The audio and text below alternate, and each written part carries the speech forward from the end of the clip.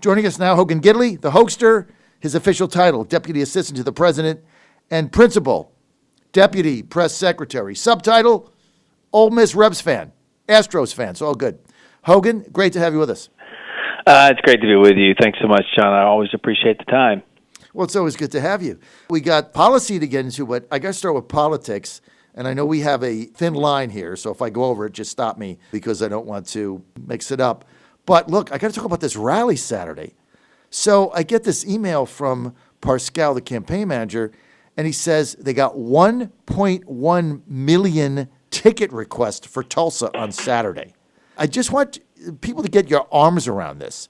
1.1 million ticket requests for a rally in Tulsa on Saturday in Oklahoma, that in an arena that's got like 15,000 capacity. How do you get a million people that want to go? Well, you give them a presenter in the form of President Donald Trump, who has done more for them in the first 3 years of his presidency than the last administration did in 8. You give them someone who has systematically changed the way Washington works by draining the swamp, making it actually benefit the American people, someone who's put together trade deals that that don't kick the American worker in the face, that protect the American people instead against China and others, a president who's rebuilt the military, a president who's changed the tax structure so that corporations actually want to do business here, and manufacturing jobs have come pouring back into this country. How, record low unemployment for African Americans, Asian Americans, Hispanic Americans was something we saw. And then you give them post-coronavirus a president who not only rebuilt the economy once, but who's rebuilding it again. And when you give them that level of success, and you give them a venue in which they can thank the person who's done that for them, chances are you're going to get a lot of folks. Now, 1.1 million people, I'm surprised, but I'm not surprised. You know what I'm saying? Mm-hmm. I mean, this guy's done so much for the people out there, and I think they just want to give him a big thank you and kind of a big hug, if you will, because they want to see him out on the trail. And coronavirus is taking its toll on people who've been locked up and inside their homes for quite some time, but it's time to look at reopening, as we've discussed before in your program, and hopefully people are doing that safely and responsibly. It looks like they are at this point, and so what better way to get back out there than attend a rally? I love it, boy. 1.1 million people requesting tickets for a rally in Tulsa, Oklahoma, and I understand these are coming from not only Oklahoma, but Texas, Arkansas, surrounding areas. People willing to drive hours to get there. They're fired up. This is why the fake polls, we can't get into this in this segment, but the polls are so fake, it's like ridiculous. Let's get to the president's initiative today, Hogan, on, let's call it justice reform. I know he's opposed to choke holds in a lot of instances. There is a executive order coming. Can you give us a little hint in what the president is seeking to attain? Sure. Well, it makes sure that communities are safe. It makes sure that they're fair for the American people. That's always the most important thing. He wants to protect the police. He wants to protect the citizens. I don't want to get too far ahead of it, but I can point out the fact that one of the things we want to make sure that kind of is part of this is sharing information, meaning the police officer, we all saw the horrific video of someone kneeling on a man's neck for 8 plus minutes. He had multiple instances of that type of behavior in his background, and we want to be able to make sure that police departments can share that information. That's a big part of this. Also, tethering some of the DOJ grants to that, sharing of information as well. And we don't want to defund the police. Lord knows we want to make sure that they have all the money they need.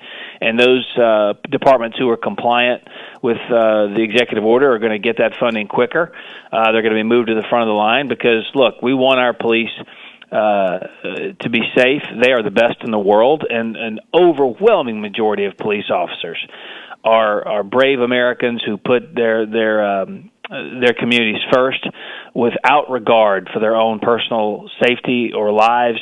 They leave every day doing a job that few want to do, few can do, leaving behind loved ones that aren't sure they'll ever see that police officer again because they're in a dangerous job.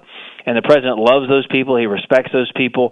But as you know, as in any organization, there are always a few out there who don't do it the right way, and we want to make sure that those people, face justice. But we also want to make sure that the departments are funded so they can protect the American people. At the same time, we want to make sure those being arrested or those who have interactions, the 375 million a year interactions with the police, that they have rights to and that they're protected. So the president's looking at all options here to make sure that this works out well for the people and for the police, and I think he's done that. Is he going to be open to legislation that might affect policing, that might come in some kind of a bipartisan fashion? He'll be open to legislation, of course. I mean, I don't want to get into a hypothetical here. Right, I have to see what the legislation is. But, of course, I mean, he's looking for anything that makes the system better. He's looking for anything that makes sure that the American people are safe and that they have police in their area that, have the authority and ability to do their jobs the right way. I mean, that's something that I think he's been focused on for quite some time, and this is no different. I'm going to start with something that I applaud. I'm really excited about it because I don't know why we have 50,000 soldiers, 52,000 in Germany. I have family there. I've been there. I just never understood why in 2020 we have 52,000 troops there. He said he's going to draw that down to 25,000. Hogan, to be honest with you, this is another promise made, promise kept. And I don't care what you say John's a Trump supporter from day one. This is one of the platforms he ran on back in 2015. I remember meeting with him, and one of the things he said is, why don't we have all these troops all over the world? Like, why are they there? Like, why are they in Germany? Let Germany protect themselves. And they're not even paying their fair share in NATO, so he's going from 52,000 to 25. That's still a lot of soldiers. They're not even paying for it. They don't have to be there, but yet the swamp is going crazy because, people, there's money at stake, right? They support these troops. They send them stuff. They buy stuff for them. And so they don't want to lose their cash cow. That's true, and this is what the president promised. And again, exactly. only in D.C. could you get away with, being for drawing down numbers of troops your entire career. But then when Donald Trump says to do it, they're like, no, I don't like that. It's like if he does it, they don't like it. And I don't want to get into sensitive topics here, but the president wants to build a wall, and he's done a great job doing that. We're going to be at 450 probably right before the election. I mean, it's an amazing, monumental thing he's done that's protected communities along the southern border and in the interior of this country as well, in our neighborhoods. They were for a wall until Donald Trump was for it. The Democrats were, and now they're against it, right? Mm-hmm. Anything he does that they are even thinking about is like reasonable and rational, they don't like it because it's Donald Trump. And so that's really frustrating. And this example you pointed to Germany and the troop withdrawal is one of the things that just highlights the hypocrisy of the left even more so. Yeah, and because really what the narrative should be is, well, this is what he said he was going to do in 2015. And so it's now 2020, and he's, had a lot of other things to do, and he's getting around to it. But he's getting it done before re-election, so it's another promise he made that nobody took seriously. Nobody took any of this stuff seriously. But that's because people run on that for decades and don't do it. And they get in lie. And they don't do it. They flat out lie. That's the thing. And so, again, only in D.C. is it an anomaly for someone to run for the White House or any office for that matter, get into office, and then actually do the things you said you were going to do. I mean, whoever heard of such? I mean, that's the D.C. mentality. So this man gets in there and tells the American people the straight truth, does it, and then people still don't like it. It's just fascinating. It is amazing to me, and not only they don't like it, but it's like, well, look, you can't be doing this stuff because, we want to run and not do what we say because that's kind of the Washington way. You just make promises and then you forget about it. You're exposing them. That's right. By you actually doing it, you're exposing them for not doing all the things they promised because the American people look around and go, no, wait a minute, this guy's the president. He's done everything he said he was going to do. You've been my congresswoman for 40 years. You haven't done squat. Thank you. That's a great point. I mean, that's exactly what happens. All right, here we go. We got another tell-all book coming out to trash Trump. So you hire these guys. They get in the White House. They don't do crap. They oppose the president's policies. Then they come out like John Bolton. Okay, look, full disclosure, Hogan, I'm not a John Bolton fan. Not today, not George Bush, not 1950. He is the poster iconic child of the neocons and warmongers. So I am not a fan, right? I was appalled when he got in there, appalled. And I knew it was not going to end well because he doesn't agree with the president on anything. And he's a neocon classic warmonger, never met a bomb he didn't like. So now he's writing a book, but apparently there's classified information, so they're stopping him from doing it. This is standard stuff. What's the deal? Well, I can't obviously talk about what they're doing because I don't know over at DOJ or even at the White House counsel's office. But it's my understanding, as you know, you can't publicize classified information. And a lot of people who come to this town, you just kind of articulated some of the issues you have with John Bolton. Don't like they're entrusted with a lot of sensitive information, classified information that puts American lives at risk, both home and abroad. And for them to treat that in a manner that is such a disregard for the responsibility is very odd to me. It's upsetting on many levels, and to write a book using that information and trying to make money off of it is also worrisome. And I think most of the American citizenry probably doesn't think that's a good idea. But look, I don't know where that book is. I haven't seen it. I haven't read it. I know they're reviewing a lot of the material and telling him it's classified. We've talked about that before, and he shouldn't move forward with portions of that book. I don't think anyone's trying to keep him from publishing it. They're just trying to make sure he takes out the classified information. And that's a serious offense if he were to do that. I mean, that's a crime. So you got to make sure that the people who write books are writing books with information that doesn't have our any national security components to it. Listen, I knew this wouldn't end well. And in this town, as you know, Hogan, in Washington, D.C., the neocons and the warmongers have a stranglehold on various bureaucracies, the government. There's so much money being made in these endless wars. There's just so much money being made. And then there's, just a contingent of people ideologically that feel the U.S. should be flexing their muscle all over the globe and getting involved in all this stuff. And, John Bolton is certainly one of those. I knew this was going to end well. John Fredericks, Godzilla of Truth, right yet once again. Okay, let's get to... But he is. That is a muscle flex. You're going to pay your fair share. That's a muscle flex. And if you don't, we're not going to keep footing the bill for the world. He ran on that too.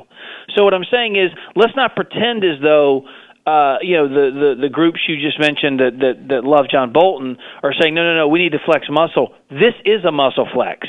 It's just a muscle that the Washington D.C. establishment types never use, right? And it's a muscle that talks and acts a whole lot differently than the one they're used to because it's also tied to money, right? And money talks. And so the flex here is, you don't pay your fair share. You're not doing what you said you'd do. We're footing the bill for the world. As the president says, we're not going to be the world's piggy bank anymore, so we're getting out. And that's a muscle flex, if you ask me. It's called America First. Correct. Let's get to Not alone, but first. No Not question. Alone, but for big difference. All these people that say America alone. No, he's still got 25,000 troops there. But pay your fair share. We're getting the others. We're sending them home or putting them somewhere else, maybe in Seattle. Strike that. Let's talk about Seattle. So what's going on here? You had retired Air Force General Robert Spalding on the other day. He said, John, this is an armed insurrection. It needs to be eradicated. What's the president's position on the Seattle fiasco? Right. A group that is offended that the president wants to build walls. They put up walls. Is offended at the Second Amendment. You can't have guns. They have guns. Is offended at the fact that America wants to see your identification before you vote or before you come into this country. Hate that, but you can't get into the autonomous zone unless you have proper identification. The irony is just, the hypocrisy is just crazy. The president's been pretty clear here, talking about the mayor and the governor. Get control of your city. If you don't, we will. We've talked about this many times. We want safety, we want security, we want peace, And this whole notion that somehow you can't be law and order and compassionate. The president addressed this in an interview with Harris Faulkner, in which he said, you got to be both. And what's compassionate about letting people's businesses burn to the ground? What's compassionate about allowing innocent Americans to be dragged into the street, beaten within an inch of their lives, left to lay in a pool of their own blood? What's compassionate about any of that? Compassionate is making sure that those who can't protect themselves are given protection. That's what the government is designed to do. When it's not overreaching and doing all the things it shouldn't do, the government is set up to protect the people. And it has been a systematic failure at many levels when you're dealing with the state of Washington and what's happening up there, because these people deserve better.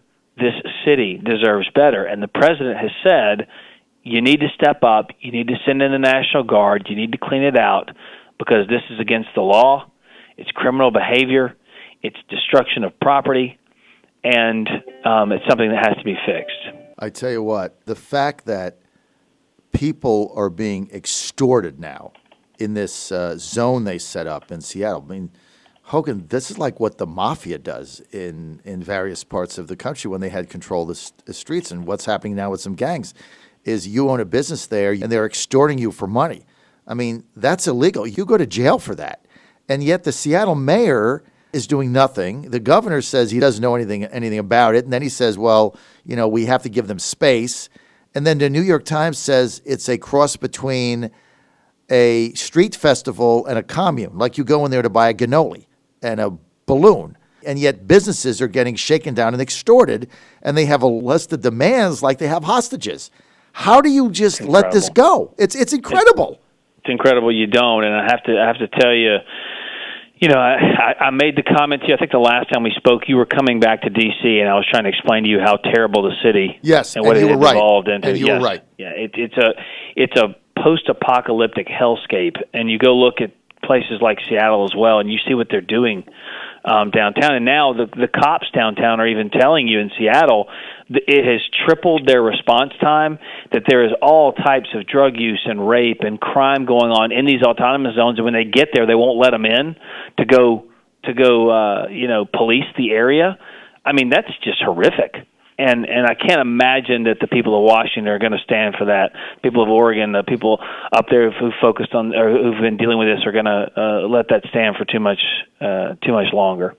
Well, the president said he's going to step in if they don't, and I have no doubt that he will. Hogan Gidley, I want to thank you for your time today, for being with us. Always enjoy having you on. Thank you. Thank you. Have a good day. All right, man. Hogan Gidley, White House.